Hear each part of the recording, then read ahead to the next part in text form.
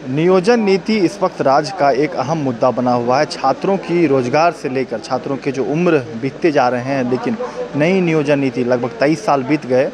नई नियोजन नीति की जो बातें हर सरकार करती है, लेकिन आती कुछ नहीं है।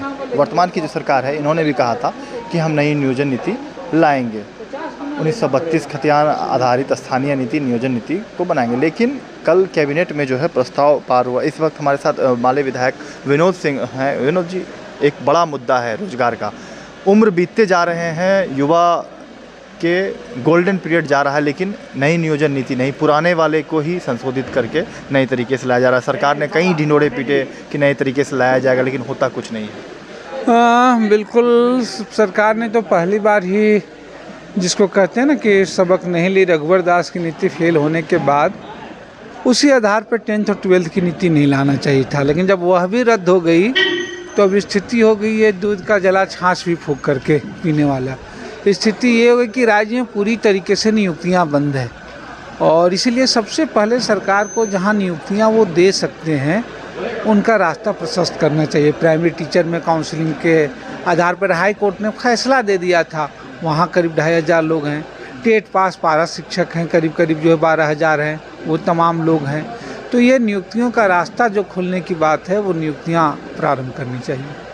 क्या मानते हैं, सरकार कहती है कि पूर्व वाले लाएंगे, या कल जो कई कैबिनेट में प्रस्ताव पारित हुए, वैसे में क्या तो सरकार ने कोई नया प्रस्ताव नहीं, उसने हाई कोर्ट का जो आदेश आया उसका पालन किया है। हम बस हाई कोर्ट के आदेश, हाई कोर्ट ने जो कहा है, जिस पर टिप्पणी की उसको हटाया है, लेकिन उसको हटाने के बाद अब नया क्या सोच रहे हैं और कैसे बेहतर हो, तो बल्कि कहें कि सरकार ने उसके बाद सोचना ही बंद कर दिया है। तो इसमें क्या मानते हैं? इनमें भी बहुत स्पष्ट बात है, और मुझे लग रहा है कि सरकार को तो एक बार नियुक्तियां तत्काल हो, तो मुझसे बात नहीं है, कई सारे लेकिन मुझे लग रहा है कि जो मेन पहलू था वो अलग बात है, कई नीतियां था, मूल पहलू दोनों ही मसलों में था, 10th और 12th में भी, और 13 और 11 जिलों में, कि एक ही राज्य में 2 तरह की नीतियां हैं। तो मुझे लग रहा है तृतीय और चतुर्थ निगम में इस राज्य के स्थानीय लोगों को, नागरिकों को नौकरी मिले, और इसके लिए कोई जिला वाइज या कैटेगरी वाइज कोई अलग नीति नहीं हो, इसके करते हुए सरकार भाषा को हटाया, पॉलिसी लाए और उसका रास्ता निकाले, और वो पॉलिसी जब तक करते हैं तब तक जो रिक्त पड़े नियुक्तियां हैं उस पर तत्काल नियुक्तियां करें। भाषा को लेकर क्या कहेंगे? पहले हटाया गया, फिर हिंदी इंग्लिश संस्कृत को जोड़ा गया। हम तो बोले कि हाई कोर्ट के फैसले के बाद इन्होंने कल कुछ भी नहीं किया है। जो हाई कोर्ट ने टिप्पणियां की है वो हाई कोर्ट के फैसले के अनुसार अपने में संशोधन किया है। फुट पर चले गए, फ्रंट फुट पर आना चाहते हैं। जाहिर सी बात है, वो तो खारिज हो गया, तो जाहिर सी बात है वो तो अमान्य हो ही गया। उस अमान्य की उन्होंने औपचारिकता पूरी की है।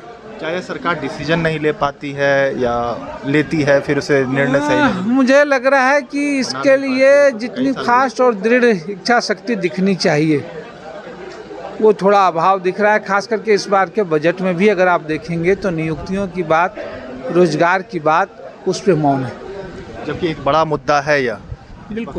बिल्कुल, इसलिए हमने कहा कि मैं जहाँ तक समझ पा रहा हूँ कि रघुवर दास की 13 और 11 हो, या इनका 10 और 12 का मामला था, दोनों के सबसे बेसिक पॉइंट पे दोनों एक ही जगह थे कि एक ही राज्य में राज्य के नागरिकों के लिए 2 तरह की नीतियाँ थी।